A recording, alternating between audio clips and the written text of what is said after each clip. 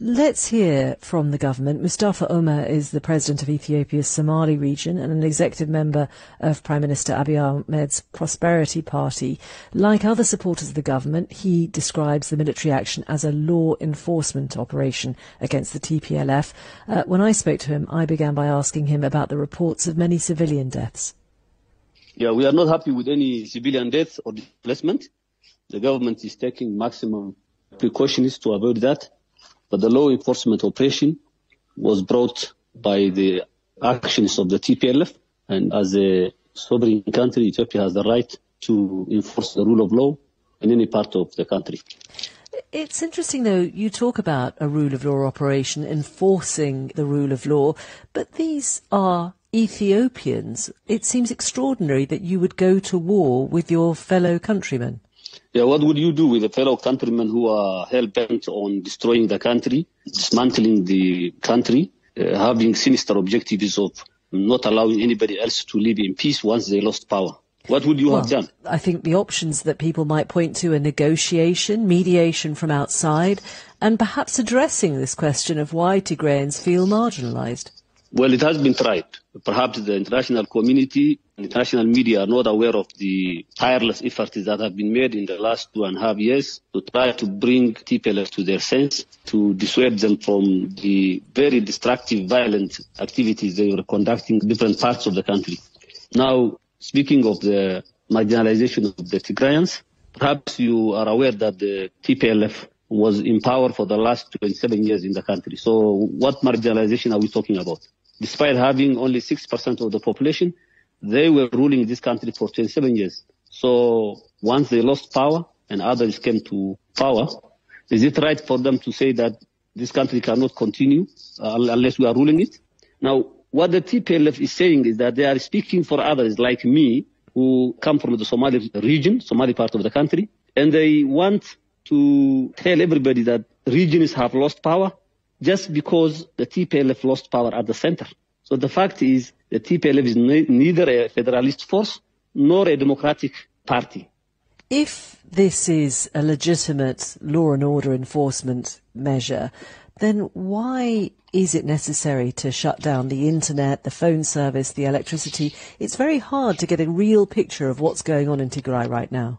In most cases, the TPLF itself cut most of the electricity in order to stop the advance of the military.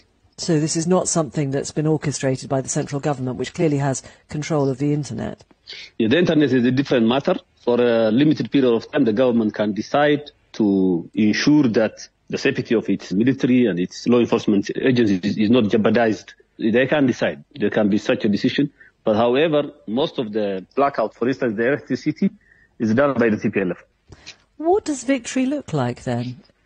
Well, we are making a lot of progress, and I think close to 50-60% of what is the Tigray region is now liberated from the junta, and the remaining part of the operation is expected to go very well in the coming days. The perception is, though, that Ethiopia has gone to war with its own people. It has cut a deal with the leader of Eritrea in order to wage war on a part of its own country.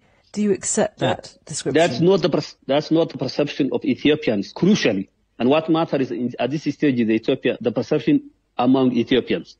I know that a handful of international media personnel and others have been peddling that line in the last couple of weeks.